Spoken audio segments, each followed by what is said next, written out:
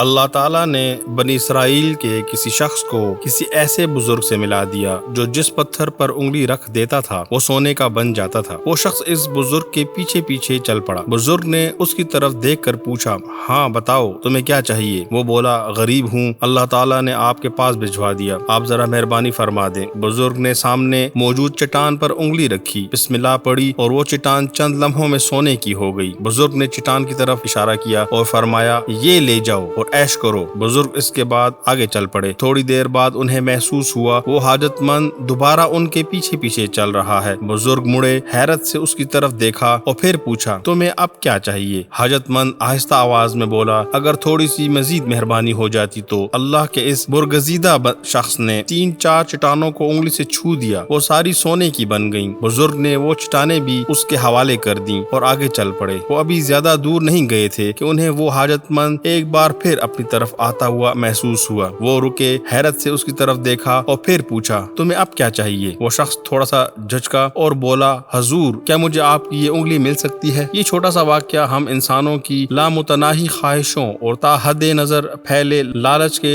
ناتمام سلسلے کو ظاہر کرتا ہے۔ ہم انسان جب لالچ کا شکار ہوتے ہیں تو ہم سونے چاندی کی چٹانیں پا کر بھی انگلی کی طرف حسرت سے دیکھتے رہتے ہیں۔ ہم مطمئن نہیں ہوتے۔ آپ اپنے دائیں بائیں دیکھیں، آپ کسی روز آئینے میں خود کو بھی دیکھ لیں، آپ کو اپنے اندر بھی ایک ایسا ہی شخص چھپا ہوا ملے گا اور آپ کو دائیں بائیں بھی یہی لوگ دکھائی دیں گے۔ ہم انسان اللہ کی دلچسپ مخلوق ہیں۔ ہم جب لالچ کے بل میں داخل ہوتے ہیں تو ہم میں اور چونٹیوں میں کوئی فرق نہیں رہتا۔ ہم پوری زندگی اپنے سائز سے بڑی چٹانیں کھینچتے رہتے ہیں اور کسی روز لالچ کی کسی چٹان کے نیچے دب کر مر جاتے ہیں۔ آپ بھی اگر دائیں بائیں دیکھیں گے تو آپ کو بھی ایسے سینکڑوں ہزاروں واقعات یاد آ جائیں گے۔ آپ کی زندگی میں بھی ایسے بے شمار لوگ ہوں گے جو پوری زندگی چٹانوں کو سونا بنانے والی انگلیاں تلاش کرتے رہے، جو سونا اور چاندی اکٹھا کرتے رہے اور آخر میں اولاد کے ہاتھوں ذلیل ہو کر مر گئے۔ ان کی ساری زندگی خاک چھاننے میں ضائع ہو گئی۔ آپ یاد رکھیں، دولت زندگی کے لیے ہوتی ہے، زندگی دولت کے لیے نہیں۔ ہم اگر اپنی کمائی کو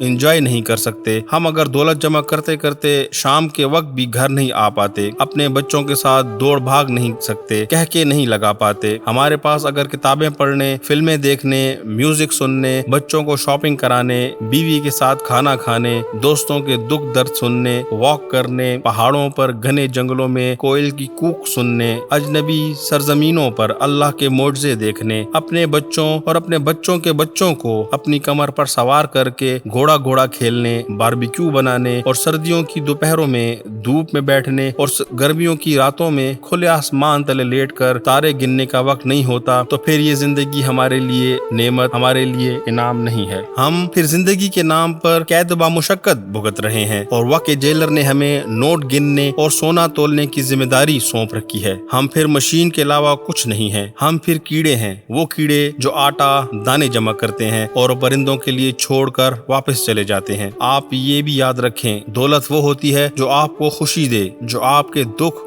اور آپ کی تکلیفیں کم کرے۔ وہ دولت نہیں ہوتی جو آپ کے لیے تکلیف بن جائے، جو آپ کے دکھ بڑھا دے اور آپ کی ساری زندگی جسے بچانے، جسے چھپانے میں کھپ جائے۔ پھر آپ اور اس فاختہ میں کوئی فرق نہیں ہوتا جو کووں کے انڈوں پر بیٹھ کر ان سے فاختائیں نکلنے کا انتظار کرتی ہیں۔ پھر آپ میں اور اس شخص میں بھی کوئی فرق نہیں ہوتا جو کیکر پر انگور کی بیل چڑھا کر صاف ستھرے انگور توڑنے کی کوشش کرتا رہتا ہے۔ یہ یاد رکھیں، زندگی ایک انعام، ایک نعمت ہے۔ دنیا کا ایک اوسط مرد 7.5 ارب بچے پیدا کر سکتا ہے، لیکن قدرت ان 7.5 ارب بچوں میں سے صرف 3-4 کو اپنے سورج کے نیچے آنکھ کھولنے کی اجازت دیتی ہے۔ باقی بھی پیدا ہو سکتے ہیں، یہ بھی بڑے بڑے جینیس ہو سکتے ہیں، مگر اللہ انہیں ٹھہرنے اور پیدا ہونے کی اجازت نہیں دیتا، لہٰذا وہ زندگی کی نعمت سے محروم رہتے ہیں۔ اللہ ہمیں پیدا کرنے کے بعد ہم پر مزید مہربانی فرما کر ہمیں رزق اور خوشحالی سے بھی نوازتا ہے، لیکن ہم کتنے احمق، کتنے نالائق نکلتے ہیں۔ ہم اللہ کی اس نعمت کو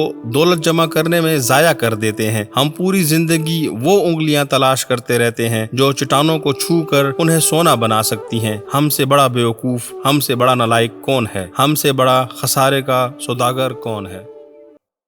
یوٹیوب ایک بہت بڑی دنیا ہے اور آپ ہمیں کہاں ڈھونڈتے پھریں گے، اسی لیے ہمارے چینل کو سبسکرائب کریں، بیل آئیکن پر کلک کریں تاکہ ہر آنے والی نئی ویڈیو آپ تک بآسانی پہنچائی جا سکے، کیونکہ علم ضروری ہے۔